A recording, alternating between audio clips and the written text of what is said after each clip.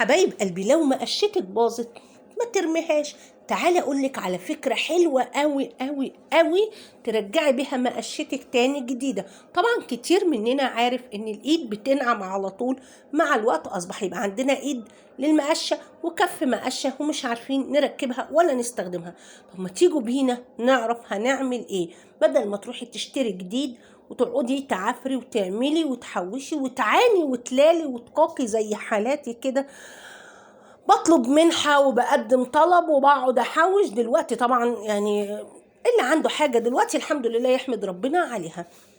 قبل كل ده يا ريت لو بتتفرجي عليا اول مرة ومش مشتركة في القناة، يا ريت تنزلي تشتركي في القناة وتفعلي الجرس، هتكبري من عيلتنا ووجودك معانا هينورنا في القناة وهينورني بصراحة ويفرحني ده بجد. ويا ريت تشيروا الفيديو ولايك وشير كتير كتير كتير، ويا ريت كومنتاتكم اللي بتفرح قلبي بجد حتى لو بكلمة.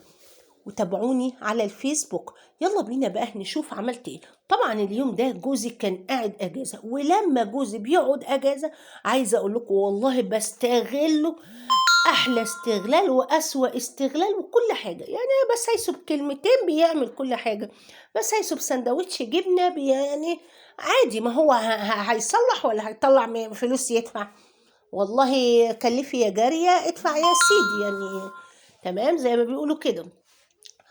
رحت قلت له ايه يا منص يا قلبي، المقشه باظت، اعمل ايه اعمل ايه اعمل ايه؟ وانت يا اخويا خانقني وخوت دماغي كل شويه باختراعات التيك توك، اختراعات انا بشحن الباقه عشان تتفرج على اختراعات التيك توك وما عملتليش حاجه يا دي الراجل. قال لي لا.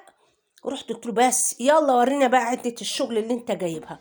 امال انت جايب عده نجاره وعده شغل وحاجات؟ لا.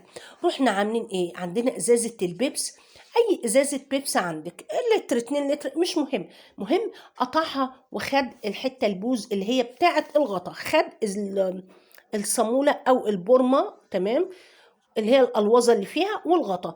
هنا ركبنا الحته اللي بتبقى في الازازه، ماشي، وزقها وركبها كويس قوي في الخشبه بحيث تتحشر كويس، وراح مثبتها بمسمار.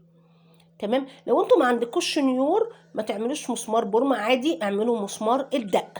تمام. وبصوا هيثبتها بمسمار عشان خاطر ايه الالوظه دي او حته الغطا البلاستيك ده ما يطلعش من الخشبه مني. ماشي. المهم وطبعا الزيادات اللي فيه بنظبطها بعد ما بيخلص. هو راح ماسك المقص وراح مظبطهم، وراح عمل ايه بقى الغطا. مسك الغطا طبعا في الاول وراح ممسمره في قلب كف المقشه زي ما شفتوا. تمام. وعمل له برضو مسمارين، بس الحاجه ما تيجوا تعملوا المسمارين اعملوهم بعاد شويه عن بعض.